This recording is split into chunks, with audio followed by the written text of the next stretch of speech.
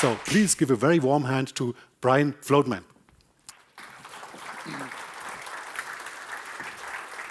Thank you. Hey. Hope you can hear me all well. Well, good to see all of you. Let me get started. Okay.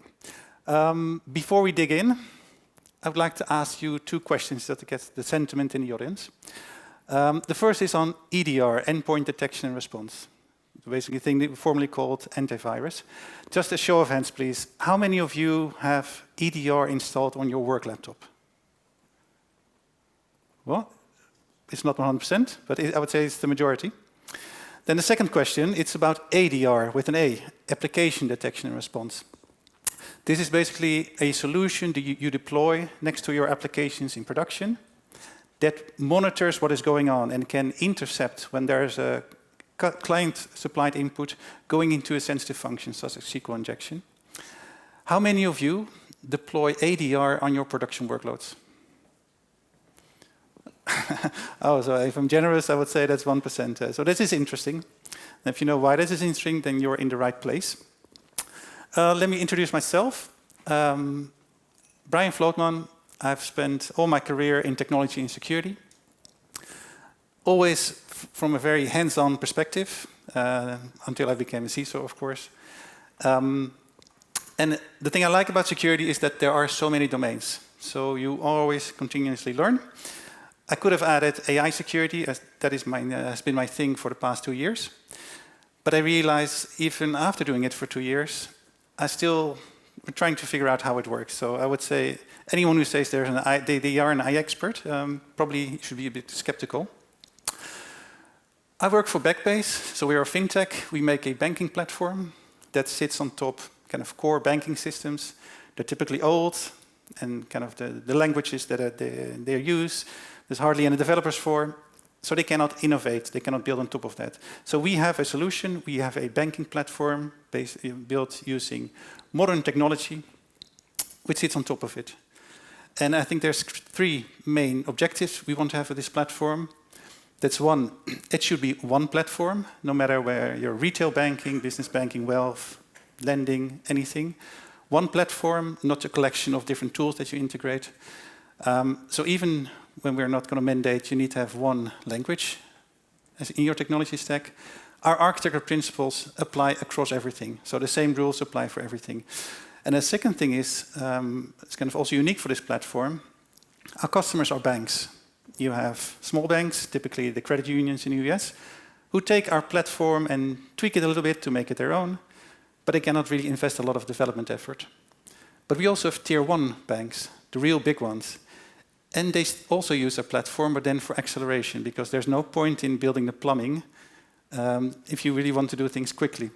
So it means our platform needs to be able to cater for those circumstances. And the third, very important, it's all about speed. We compare ourselves to being a speedboat, where banks are kind of the oil tanker. That means that we need to be able to quickly innovate and put new features into the product. And as you can see, we have also included data and an AI fabric. And my responsibility at Backbase for the past 9 years has been kind of to secure the banking platform. So the rest of the talk is really about the journey I had at Backbase, the lessons I learned in kind of trying to secure the platform. Let's start with basically what were my first years at Backbase, was about the security and the SDLC. So all of the developers, we train on security, because you cannot really fault a developer for introducing SQL injection if you don't explain how they can avoid it. We do that in-house. And then you have a long list of security requirements. I think first and foremost, for me, most important are the OWASP requirements. So how do you build a secure application? But obviously, we're in banking, there's a lot of regulation. And just want to call out, when I mentioned DORA here, this is not the DevOps DORA. This is a Digital Operational Resilience Act from the EU. That focuses on totally different things. One thing I did early on in Backbase, introduced the process of threat modeling. And to me, this is really a key process where, as a developer team, you come together and then start thinking about what you're building, what are we trying to do? What can go wrong? Where are the threats?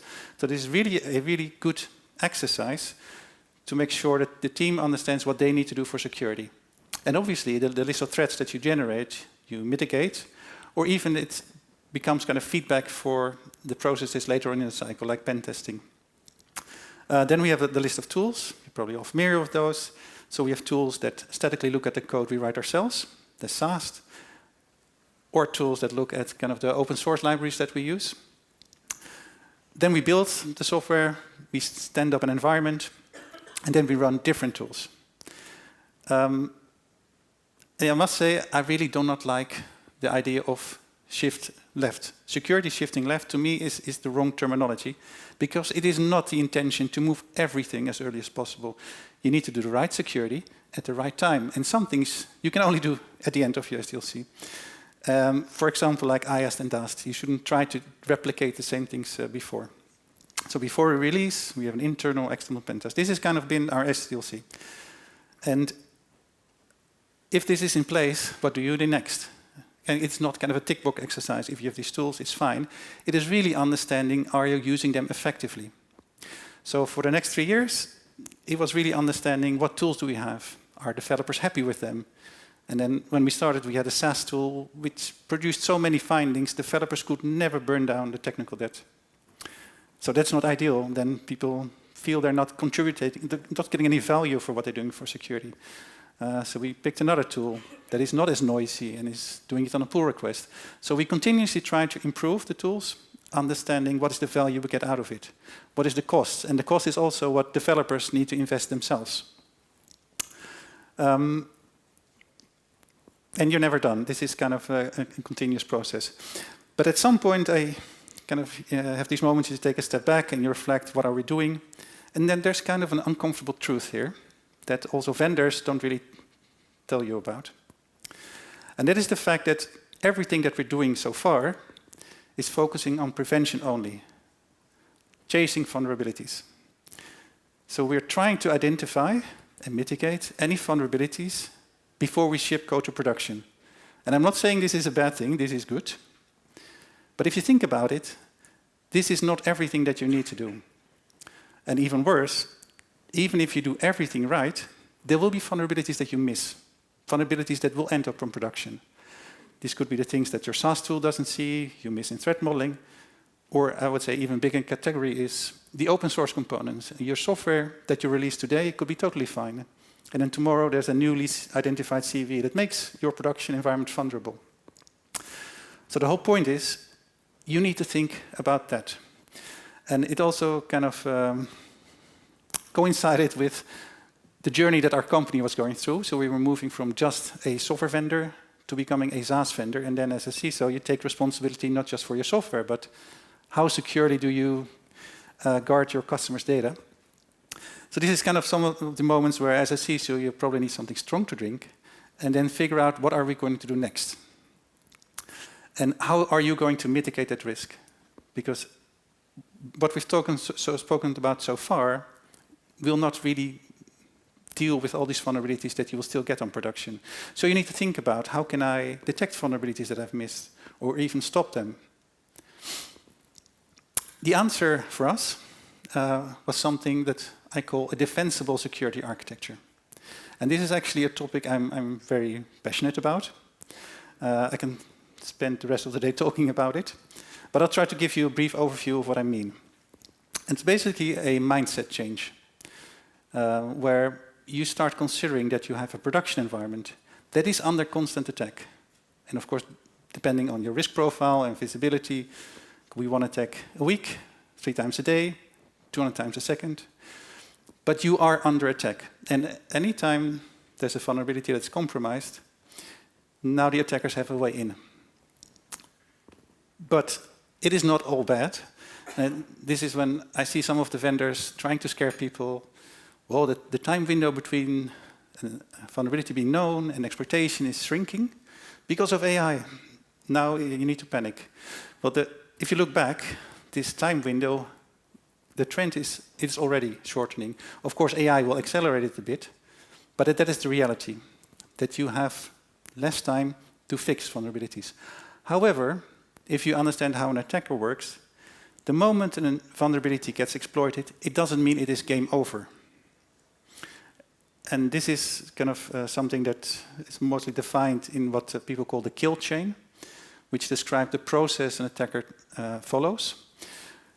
Obviously, if there is SQL injection in your application and it's exploited, then it's very bad. But most of the time, the attacker who exploits a vulnerability lands on a piece of software. He doesn't know what it's doing, doesn't have any clue.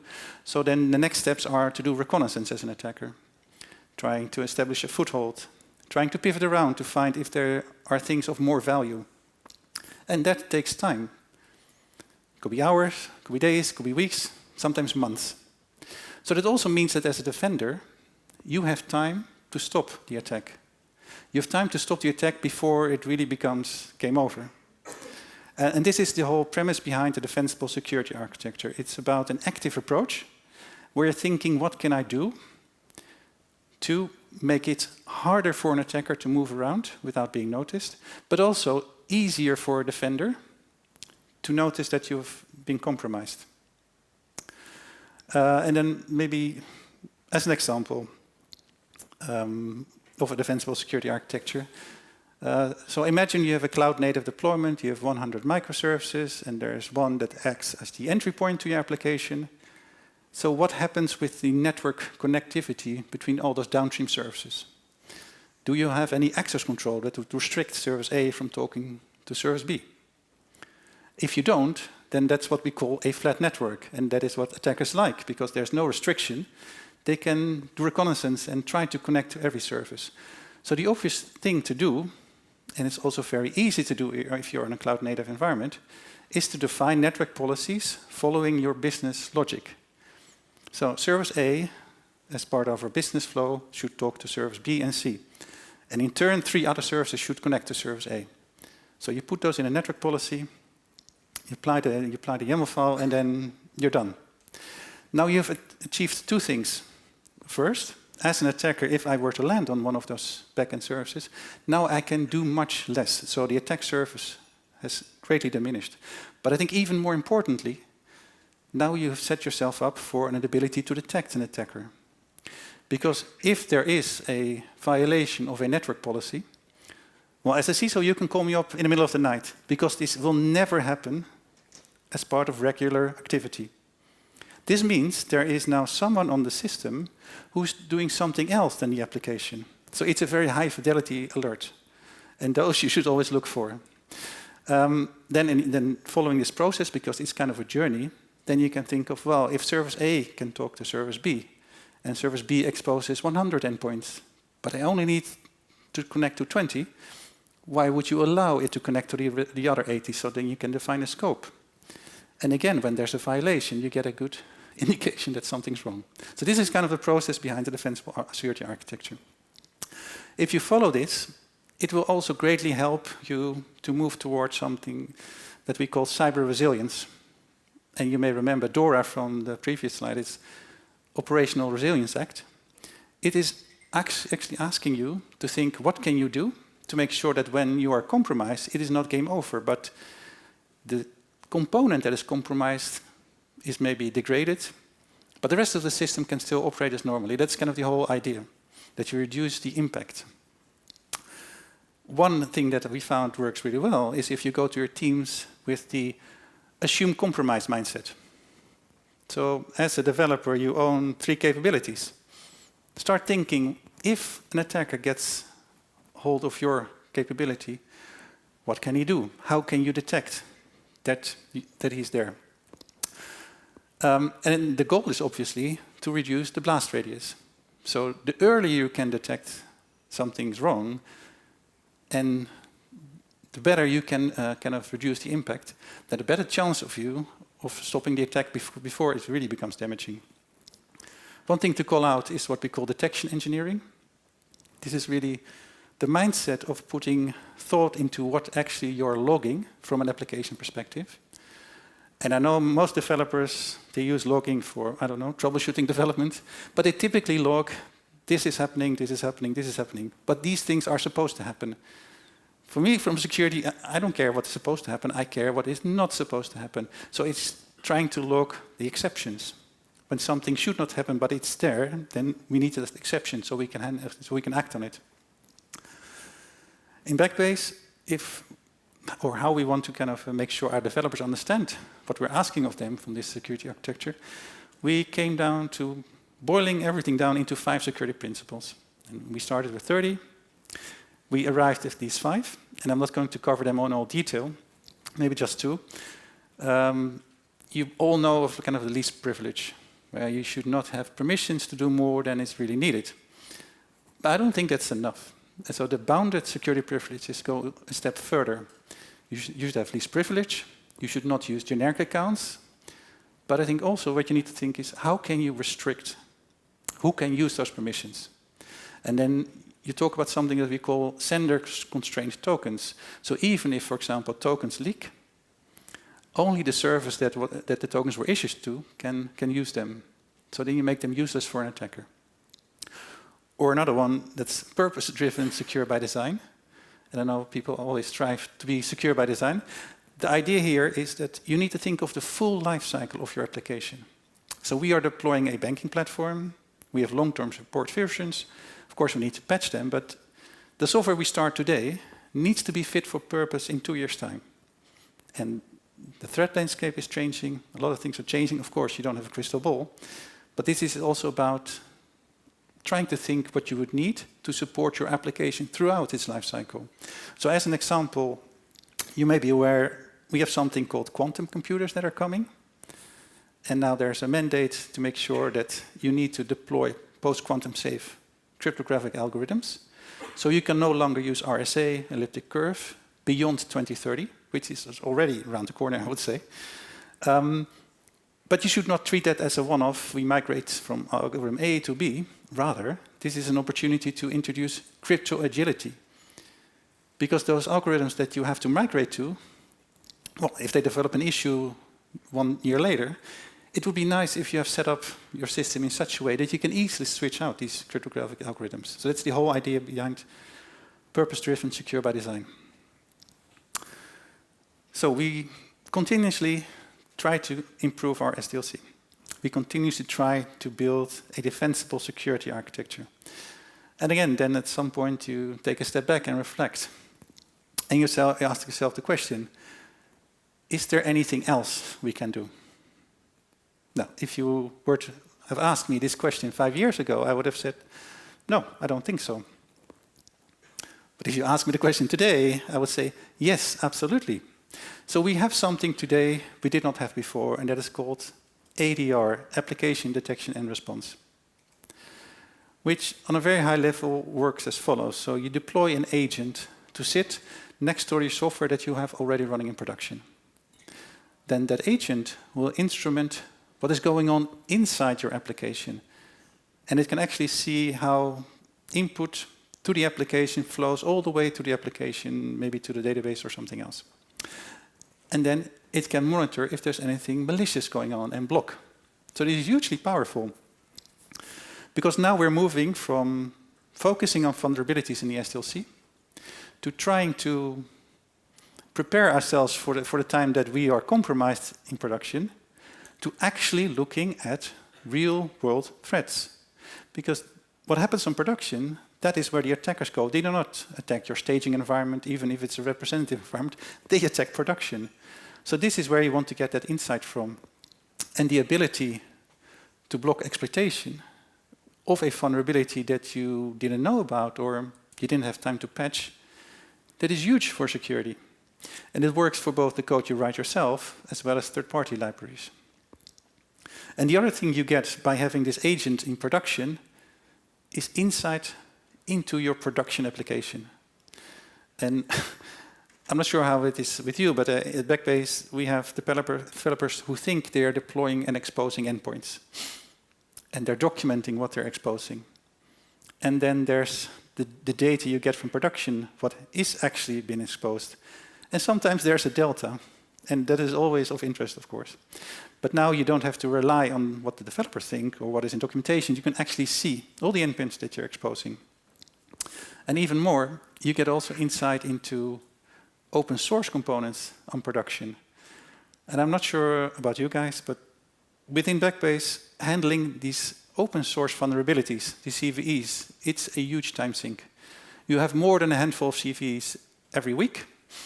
And of course, you want to patch the ones that matter, but in order to know which ones to patch, you need to do the triage. Now, with the data from ADR, it can tell you, yes, you're building on top of the Spring framework, and you pull in 150 transitive dependencies. But in reality, 60% of those dependencies are never loaded into memory. So they're there to satisfy the transitive dependencies, but whatever is being used in production does not use those libraries. Then you can bring that back to the developers. And I would say this almost instantly pays back for the investment you're making in EDR. Because now you can go to the developers and you can say, well, these 60% of CVEs, you can discard. Well, you don't need to prioritize fixing. I mean, you can do it in 6 months because there is a vulnerability there, but the code is never run in production. That is huge. So I think this is the first time we are having these capabilities.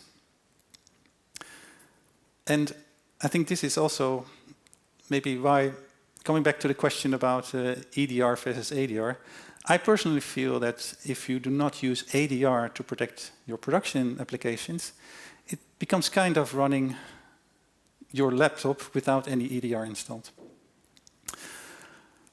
So I cannot really share the vulnerabilities that we detect and are blocked on our production environments, unfortunately.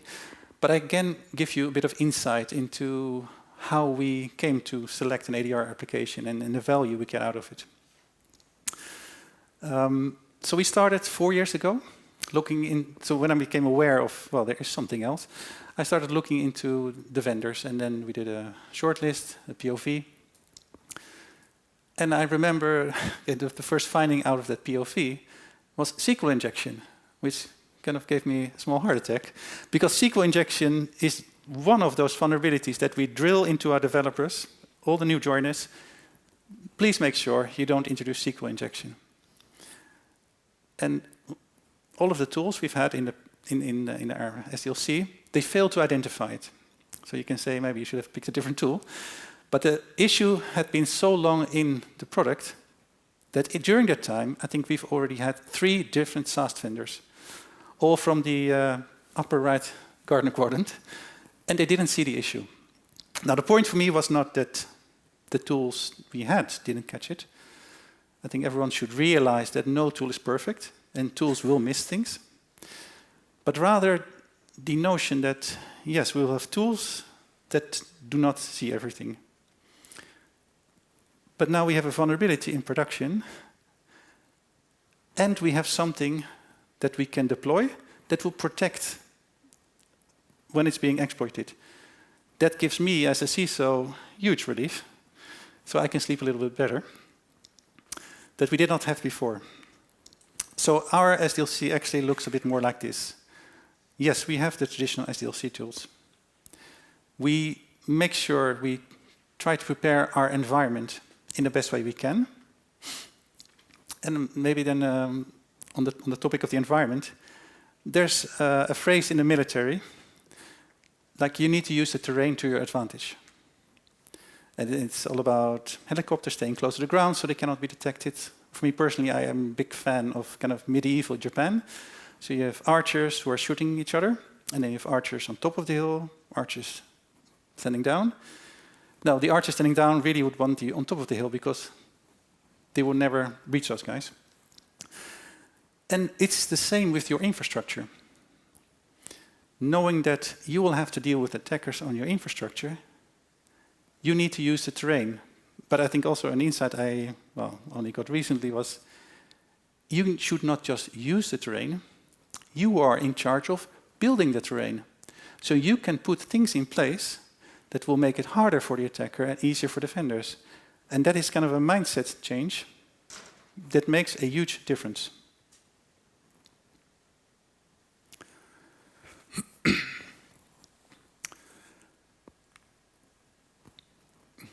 One more thing. So as I was preparing the presentation, I realized there is a problem, and it's not a problem we really have, but I figured, well, it's a problem probably a lot of you are worried about. And that's called legacy. So it's one thing if you are in control of your SDLC, if you're in control of your architecture, to deploy something that will protect, help defend against exploitation. But what if there's a legacy application where, I don't know, developers have gone missing or you don't have the source code? And you know there are vulnerabilities in that application. Then typically what we would do is we would segment it off. So you restrict who can access it. If you're really ambitious, then you would put a WAF in place and very tightly control that the requests you're getting really match what the API is expecting and nothing else. But that's about it. Then this ends up on the risk register. And as a risk owner, then you would have to accept this until eternity or till the application goes away, whichever comes first. But it's not nice. You cannot do anything about this. But if you think about now, you can still do something about it. Because if you cannot patch the application, you can still deploy ADR. Because you do not need to change the application. There's no development work needed. No need to change the application. You can deploy the agent through infrastructure and then help the poor risk owner to reduce the risk significantly. I think this is one of the better use cases even for ADR that I think of.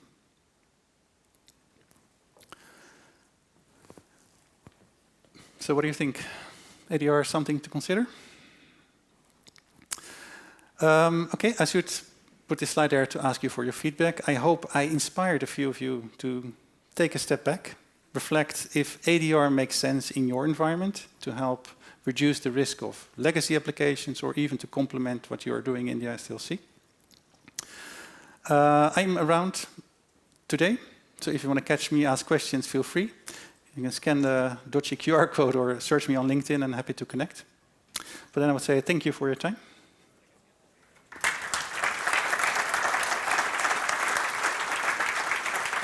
Thank you much, Brian. And as you already said, if there are more questions, feel free to ask him. Thank you so much.